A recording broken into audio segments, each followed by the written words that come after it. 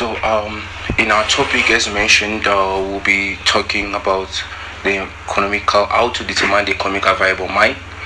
But at first, I would like to do an introduction about Jaurden Services. What is Jaurden Services? Jaurden Services is a South African registered company representing the Federation, the Cooperatives Minieres de la RDC, which is Congo, but in South Africa. Jaurden Services is a multiple services company specializing in investment, consulting, feasibility studies, underground and surface mining, training, professional training, and project management. And la Fédération de Coopératives Minieres de la RDC, it's a federation that includes small-scale artisanal mining, medium-scale mining. It has a mission of regulating, channeling investment and project elaborations. They do project elaborations, financial mobilization, mining licensing, facilitation and negotiation in the DRC, the Democratic Republic of Congo. They help in administration of the exploration and exploitation of artisanal mining. They help conflict resolutions, rehabilitation, and environmental protections to help the community and develop and management project. So they have an amalgamation, the Fédération des Coopératives Minieres de la RDC was amended by the Minister of Mineral Resources in the DRC, and it has a mission to help the community, but also help investors and buyers in this field, and to regulate things around. Because as you can hear in our presentation, that in DRC there is a lot of small scale and artisanal mining, which most of the time are not regulated. We also start to tap into the advantages of the surface mining. The surface mining, compared to the underground mining, surface mining is not labor intensive. The surface mines are relatively less labor intensive because of the utilization of the materials. There has high productivities. There's low capital cost per tons of ore mined. They also have low operational cost per ton mined, and the possibility exposure of lower grade reserve. So you have a good exposure of a lower grade reserve. The lower grade, it's a ore body that doesn't have enough or sufficient low minerals that you need there. Just to try and explain to layman terms, people who are still new in the field. The ore body, it's a block of rock where the minerals is. Now your minerals is the one that you're going to get or refine in the beneficiation plant, right? So now, for you to be able to get that ore or that mineral that you need to mine the ore body. So the ore body consists of your ganj inside and your minerals, your needed mineral. So when we talk about the low grade, it means in the ore body there's no sufficient or there's low mineral that you need. Taking an example of gold, you find in that rock there's gold in that rock or in that ore body, but the amount of that gold inside that rock, it's a bit lower. It means you can have a rock of 1 ton, but in that 1 ton you only find probably 50 gram or lesser grams in there.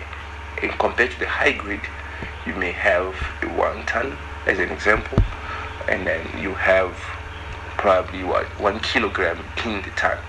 Okay, so we also improved in geological certainty of our reserve. So, and we also have less limitation on the weight and the size of the machineries. Increase of recovery of the ore, and easier support operation, improved safety, large reserve area available for mining at the high productivities. Okay, so surface mining has a lot of advantages. The recovery of ore is not limited by the reality of much safety problem as like we encounter in the underground mining, but also it has easier support operation, which means your safety only relies on the side walls. Compared to the underground mining, you have both side walls. You have the hanging wall and the foot wall to support in most instances, and it's basically like a graveyard by itself, a walking graveyard. So support is very, very important in the underground mining compared to the surface. Yes, surface too as well, because when the side wall is weaker, it means there's going to be a side wall failure or a slope failure.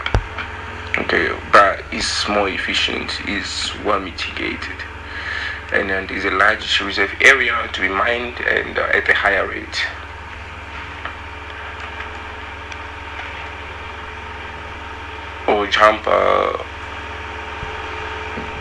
The underground mining is used to extract ore from below the surface economically with a little waste as possible.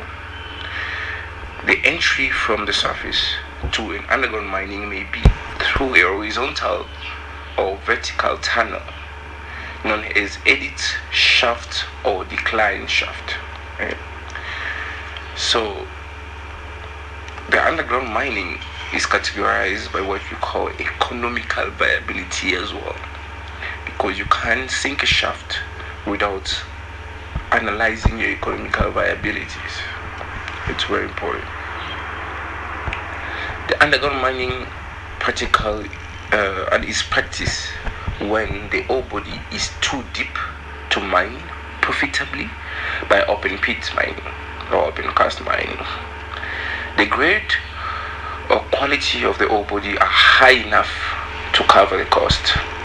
So the grade, the quantity of your gold in the ore body should be a good quality and high enough to be able to cover your cost, because as mentioned earlier, underground mining has a lot of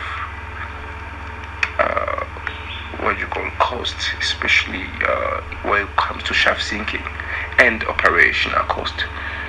So, and it's also labor intensive, so you should always look at those things. So the economical viabilities of the underground mining should always be thoroughly studied before you can answer or handle any underground mine project. And underground mine project has a lower ground footprint than the open pit mining. It's also very important. Okay, so this is just a little bit of a table giving a difference between the underground mining and the surface mining. So in the capital cost, you have the startup cost.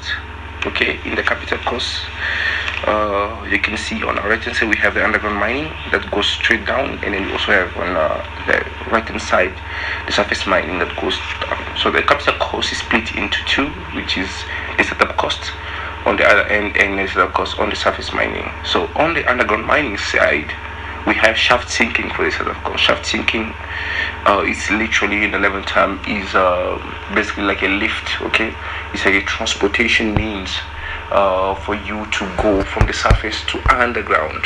Okay, and that can be going down to 200 kilometers down earth. Okay, and minimum 100 and something kilometers going. So the shaft helps in the transportation of people, transportation of material or equipment, and the evacuation of the minerals, which is the ore. Okay, and sometimes waste as well. But most of the time we make a provision underground where to dump the waste. Okay, and the cost of shaft sinking is a lot of money. Okay, and shaft sinking takes in about a maximum of 5 years building, sometimes 6 years, depending on the climate or the reality around the engineering. So it takes 3 to 5 years, 3 to 6 years to building a shaft sinking, and it costs a lot of money. So the capital cost in there should be really on point.